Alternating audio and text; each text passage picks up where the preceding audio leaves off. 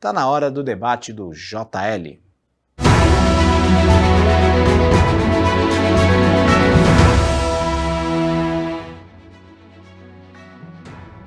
Hoje vamos discutir o caso daquele acidente na zona leste de São Paulo, em que um motorista de uma Porsche que trafegava em alta velocidade acertou a traseira de um carro de aplicativo, ocasionando a morte deste trabalhador, deste prestador de serviço.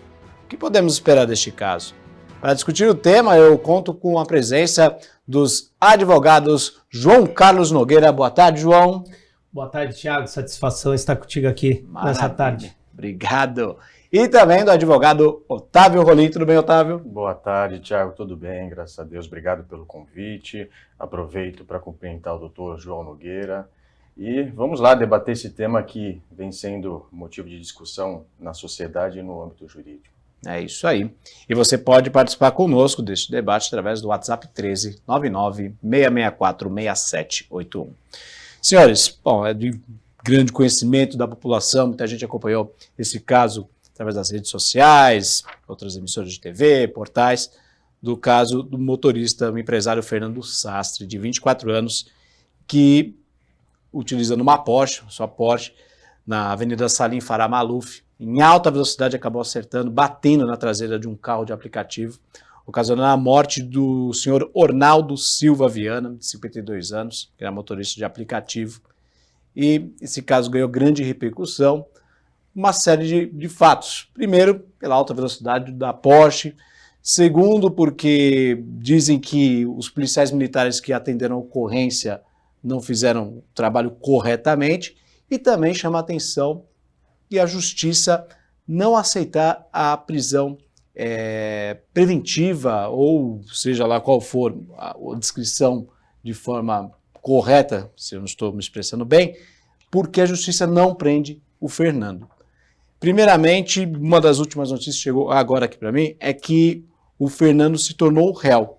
E por causa disso, ele inclusive trocou a sua defesa. Saiu então a antiga advogada dele, a Karine Acardo Garcia, e agora assume a dupla Eliseu Neto e Jonas Marzagão, são os novos defensores do Fernando Sastre de Andrade Filho, que ocasionou esse acidente. Senhores, por que o Fernando ainda não foi preso? Eu vou começar pelo advogado João Carlos. João, pois não. Bom, Thiago, é importante esclarecer a todos que, muito embora houve ali um dolo eventual por conta do acidente de trânsito, o motorista de aplicativo ele foi socorrido e acabou falecendo lá no hospital. Então, a princípio, não houve uma situação de morte instantânea que levasse a alguma gravidade naquele primeiro momento que justificasse uma prisão preventiva. Até porque, pelo que tudo indica, o Fernando Filho é residente na própria São Paulo, capital, e tinha toda a identificação já mencionada no histórico da ocorrência. Então, a princípio, não teria ali, até porque a vítima só veio a falecer após o atendimento em hospital, algo que evidenciasse um risco de fuga ou algum outro elemento concreto a apoiar um decreto de prisão, até porque a prisão é uma situação extremada, né, excepcional. A regra seria a liberdade mesmo. Concorda com isso, Otávio?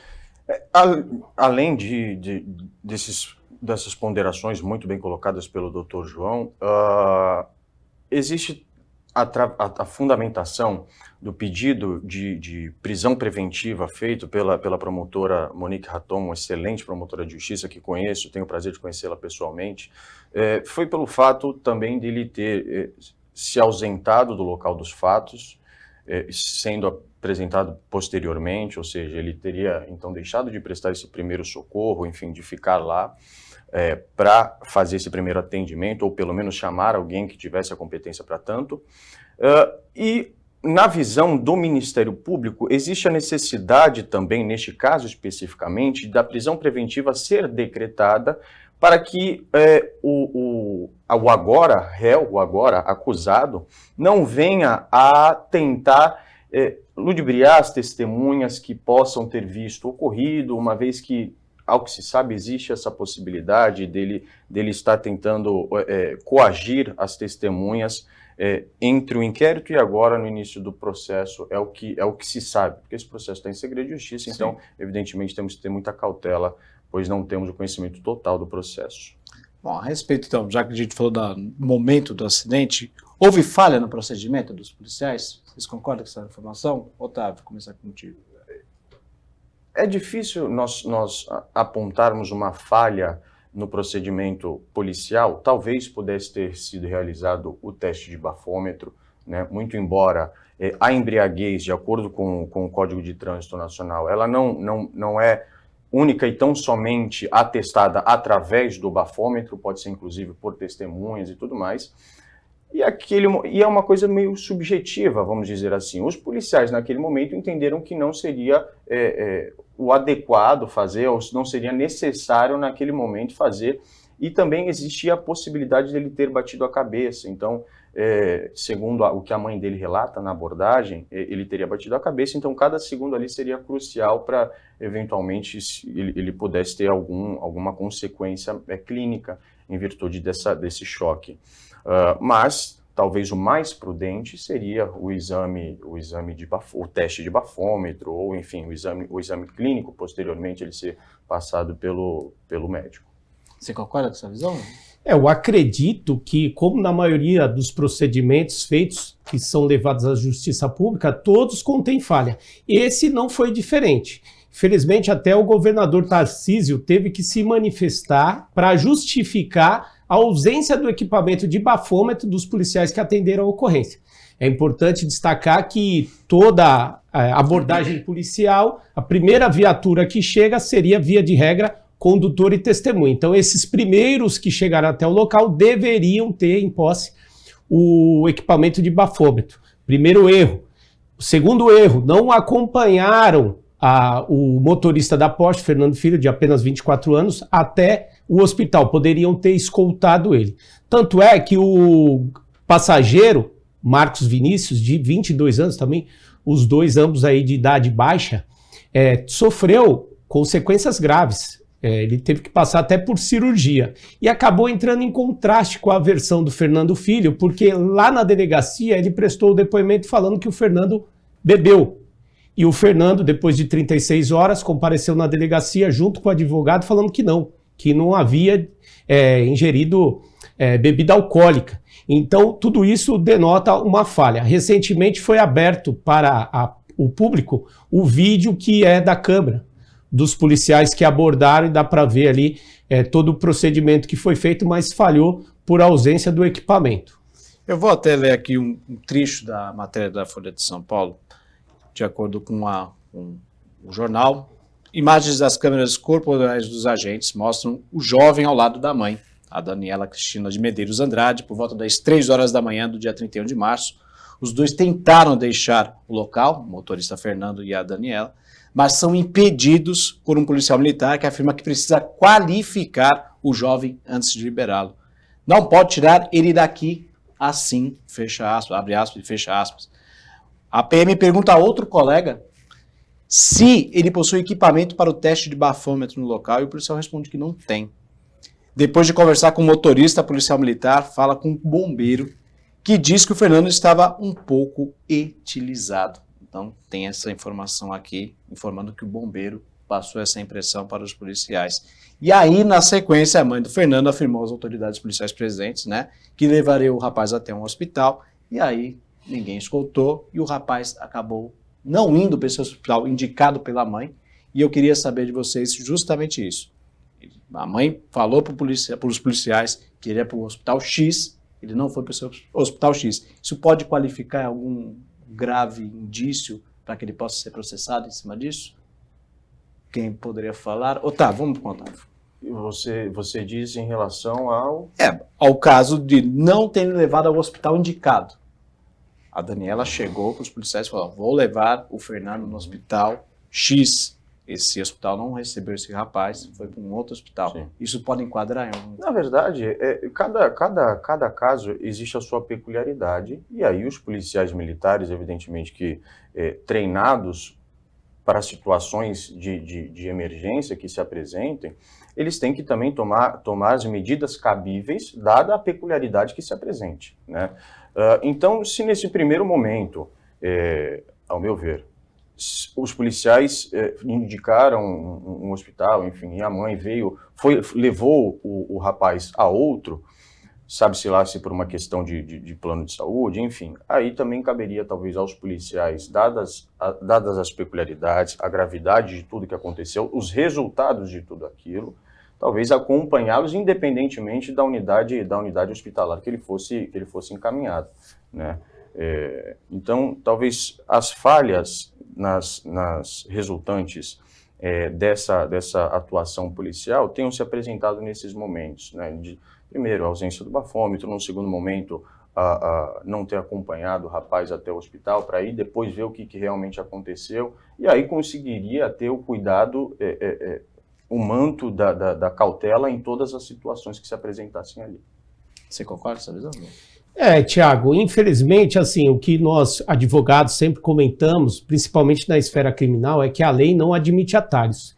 Então, com certeza, a prova resta prejudicada. Obviamente, o Ministério Público, pela acusação, pode alegar que existem outros meios de apuração do alcoolismo, através de testemunhas, só que isso é inviável, até porque era de obrigação e dever do Estado fazer a apuração de forma adequada. Bom, abrindo esse ponto também quanto às investigações que culminaram até mesmo na abertura da ação penal, que o Ministério Público oferece a denúncia quando tem mínimos indícios. Isso aí também não tem nenhuma ilegalidade.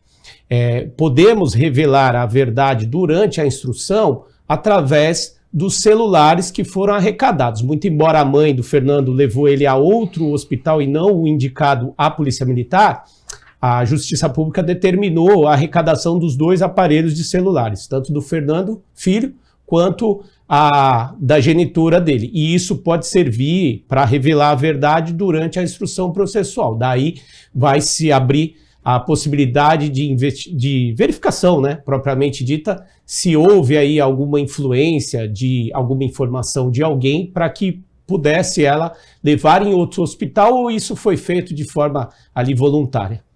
O que ele pode ser enquadrado, então, a partir de agora? Ele virou réu, né? E o que agora pode acontecer? Daqui para frente, o que vai acontecer com o Fernando, na sua visão, João?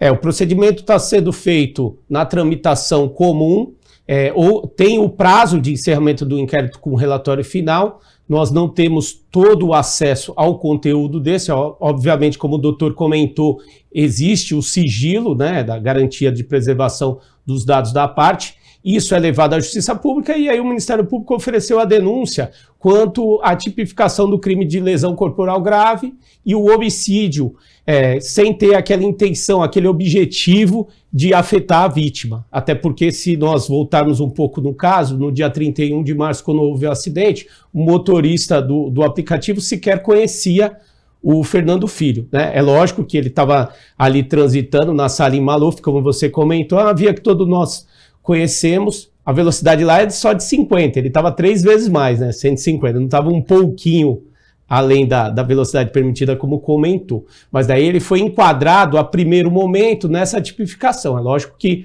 ao decorrer da instrução pode ter uma desclassificação ou alteração do tipo penal, mas seria a incorrência disso. É importante também destacar a questão desse clamor público. É lógico que se é uma figura notória, passa na mídia, e aí o Ministério Público já por 3 vezes pediu a prisão. Eu não vi nenhum tipo de elemento concreto que apoiasse essa prisão, até porque a prisão é só quando a pessoa já é, ao final, condenada. Essa seria a regra geral. Mas, pelo caminhar, o que chama a atenção é o passageiro, né? O passageiro que estava com ele, que foi atendido, contraditou aí a versão do próprio motorista. Isso leva aí um problema, né, para o motorista agora desse processo. Inclusive, vou pegar até um gancho no que o João falou, a respeito dos 3 pedidos de prisão do Ministério Público, todos negados. Você está de acordo, Otávio? Porque existe realmente um clamor, me perdoe, mas existe um clamor, as pessoas estão acompanhando e as pessoas andam falando, mas isso é uma injustiça. Concorda com isso? Com certeza.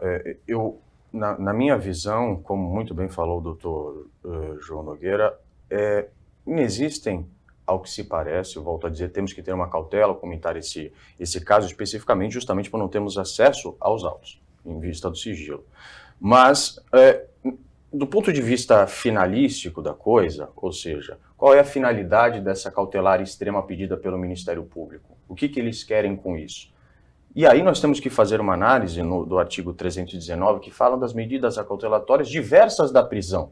Ou seja, será que as medidas diversas da prisão já não são suficientes para atingir a finalidade que se quer com a prisão, tendo em vista que a prisão cautelar, e aqui nós não podemos confundir com a prisão pena, ela tem finalidades diferentes, né, da prisão pena.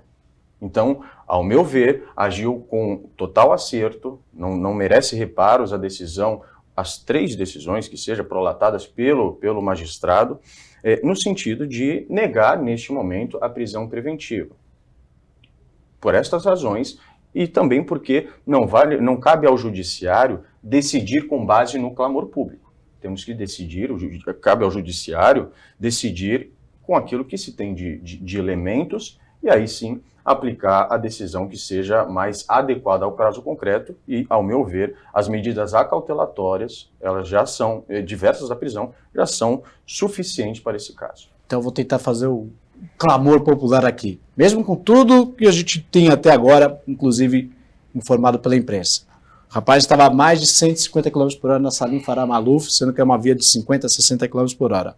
Mesmo um passageiro do motorista do Porsche falando que ele havia consumido bebida alcoólica. Mesmo com essa informação de que o bombeiro informou aos policiais que fizeram a ocorrência, falando que ele estava com um bafo de álcool. Tudo isso já não prova, já não dá para concretizar com que a justiça aceite a prisão desse rapaz? Vou começar pelo João. Esses pedidos foram formulados, manejados pelo Ministério Público, mas certamente, se foram indeferidos, é porque a defesa também atuou, apresentando, Tiago, documentos que comprovam a desnecessidade dessa medida extremada. Por exemplo, Fernando Filho, pelo que tudo indica, tem residência fixa, deve ter ocupação lícita, pagou lá os 500 mil quanto a fiança para garantir o juízo, digamos assim, e tem todos os predicados pessoais favoráveis, até porque tem pouca idade. Então, assim, a defesa juntou documentos que pudessem apoiar toda essa manifestação, até porque, como o doutor Otávio Rolim comentou, é preciso esgotar as medidas cautelares diversas, ou seja, existem várias hipóteses da pessoa responder em liberdade sob o compromisso de se apresentar em juízo e outras demais responsabilidades. O que se nota é lógico que se a pessoa tem um advogado constituído, até porque nós, advogados criminalistas, sempre comentamos, né? Nunca se tratou de direitos, mas quem tem acesso a esses direitos. Obviamente, se ele não tivesse um bom defensor para representá-lo, estaria a depender da Defensoria Pública, que exerce um enorme e brilhante trabalho, mas a Defensoria Pública ela é a única instituição que tem o prazo em dobro e pode pedir mais prazo. Então, é lógico que com um advogado particular constituído, a pessoa tem uma dinâmica, uma possibilidade de defesa extremamente maior. Mas, por outro lado, o Ministério Público, se não se conformar quanto a isso, ele pode, Tiago, certamente envolver um recurso interposto ao Tribunal de Justiça de São Paulo que vai reavaliar as decisões da magistrada de São Paulo capital. Se o TJ lá em São Paulo, em segunda instância, acreditar, né, ou se envolver pelo clamor popular e ver que tem algum indicativo de que é necessário a prisão, é lógico que eles vão reformar essa decisão aí da juíza e decretar a prisão dele para que passe a responder o processo preso, né? É lógico que a prisão ele tem esse viés de praticamente abaixar cautelarmente a emoção ali, o temor ou algum risco. Eu não vejo, honestamente falando, eu não vejo nenhum temor que possa fundamentar que o Fernando fique preso, até porque pode correr um risco, Tiago, da integridade física do rapaz, porque do jeito que anda aí a coisa, pode ser ter até uma gravidade quanto a ele, daí acaba prejudicando o processo totalmente, né? Perfeito. Concorda com isso, Otávio? Concordo. Ao meu ver, volto a dizer, as medidas acautelatórias diversas da prisão nesse momento se apresentam como suficientes, né? Evidentemente que cabe agora também uma análise ministerial do Ministério Público, se entender injusta, se entender que essa decisão prolatada pelo magistrado que indeferiu a prisão está incorreta, poderá manejar um recurso em sentido estrito ao Tribunal de Justiça, que irá analisar colegiadamente essa decisão. Se reforma ou se mantém como está, e aí ele segue, caso mantida, segue com as medidas cautelares, que confesso que não sei quais foram as estipuladas, cumprindo e solto durante o transcorrer desse processo. Agora, em relação à família do Ornaldo Silva Viana, que é o motorista de aplicativo que acabou morrendo nesse acidente, o que a família pode fazer, o que a família pode recorrer à justiça para que haja algum aparato em relação a isso? Começar pelo João. Pelo que eu percebi, Tiago, houve um erro também do anseio da família em entrar em contato com a família da vítima, né? A família do Fernando entrou em contato com a família da vítima para tentar ali ajudar em alguma necessidade. Isso é extremamente proibido, né? Porque até mesmo pode prejudicar todo o procedimento. Então, eu aproveito até esse canal para informar que não se cabe, não há o que se falar em entrar em contato com a vítima, seja de qualquer tipo de crime, não entre em contato com a família da vítima ou com a própria vítima em hipótese alguma. Bom, quanto à questão da reparação, existe um dispositivo legal no próprio Código Penal que prevê a reparação indenizatória dentro do contexto da ação penal. Mas, paralelamente, pode a família ingressar, Tiago, com uma ação civil reparatória, indenizatória, seja ela por dano material e moral, ou também por conta do dano, prejuízo causado propriamente, porque o senhor lá de 52 anos de aplicativo de motorista do Renault Sandero, ele estava exercendo a sua atividade. Então, lógico que a família vai ficar desamparada, pode ingressar com essa ação civil paralela, ou pode, através do Ministério Público, né, fazer uma solicitação para inclua esse artigo para que ela possa também, ao final da ação penal, se condenado for, em último grau, reparar financeiramente todo o prejuízo e dano causado. É isso, doutor Otávio? Perfeitamente. Vai agora, cabe uma análise também da família, de entender se é prudente, neste momento, ingressar com uma ação reparatória na esfera civil e, concomitantemente a isso, existe também, como muito bem lembrou o doutor João Nogueira, que a possibilidade da reparação no âmbito criminal também. Então, e aí vai nessas duas frentes, evidentemente que na parte civil, a depender da movimentação familiar, enfim, dos procuradores dele. Agora, pergunta também que vai ser difícil, acho que essa resposta por parte de vocês, mas quanto tempo para que haja um desfecho final para essa história? Tanto se for o caso de uma prisão ou não prisão do Fernando, e indenização em relação à família do seu Ornaldo. Tem previsão para isso? Não temos como prever, muito embora o Código de Processo Penal ele coloque alguns prazos, né, para determinadas manifestações, para determinados atos, enfim. Esses prazos não são mais olhados com uma forma aritmética, ou seja, não são cumpridos à risca, e sim de acordo com uma proporcionalidade, uma razoabilidade a cada caso concreto. E sem contar na fase recursal também, ou seja, independentemente da decisão de primeira instância, da sentença, do desfecho na primeira instância, tem a fase recursal, recurso ao Tribunal de Justiça, recurso ao STJ, ao STF. Então é muito difícil precisar quanto tempo vai durar esse trâmite processual de ponta a ponta até que se esgotem os recursos. Perfeito.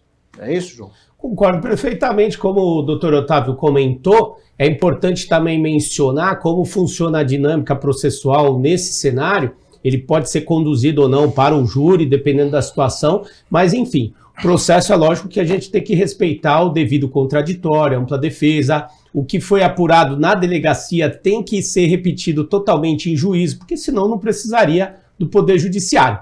Após toda essa formação de depoimentos, audiências e julgamento de primeira instância, que eles chamam de sentença, vem de sentimento do juiz, o processo ele é levado para o segundo grau, até porque todo ser humano tem um duplo grau de jurisdição previsto por lei, e o tribunal, como já mencionado, em segundo grau, desembargadores de justiça, que são magistrados mais experimentados, vão, de acordo com uma câmara, julgar num colegiado para saber se a decisão judicial de primeiro grau está certa ou se necessita de algum reparo, se é, tecnicamente falando, reformada.